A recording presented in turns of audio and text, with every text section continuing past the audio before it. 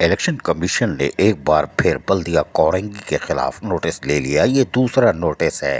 पहला हमने आपको बताया कि 2 दिन पहले उन्होंने एक सड़क बनाई थी जिसका उन्होंने नोटिस लिया था और यकीनी तौर पर अब उन्होंने एक और नोटिस लिया। वो नोटिस ये लिया कि 18 मई 2022 को इलेक्शन कमीशन के अब्दुल रज़ाक जो कि डिस्ट्रिक्ट इलेक्शन कमिश्नर हैं और रिटर्निंग ऑफिसर NA 240 कोरंगी 2 के लिए उन्होंने अपनी दस्तखत से सूबाई इलेक्शन कमिश्नर सिंध कराची और रीजनल इलेक्शन कमिश्नर कराची को लिखा और नोटिफिकेशन के मुताबिक उन्होंने कहा कि बल्दिया कोरंगी में अजीब काम हो रहे हैं।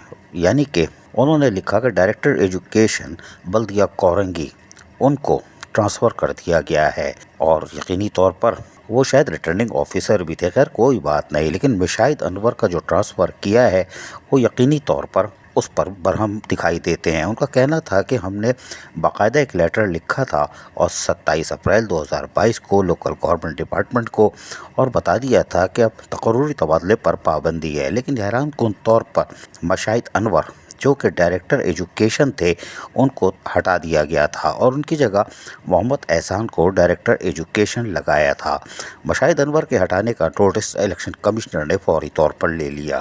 लेकिन हम हैरान ये हैं कि बल्दिया कोरंगी में कौन सी सरकार बैठी हुई है। ठंडी मशीन में फ्रेश जूस सरकार यकीनन अनोखे काम कर रही है। हम गुज़िश्ता 3 दिन से बता रहे हैं कि वो अजीब अफरा तफरी के आलम में दिखाई देती है।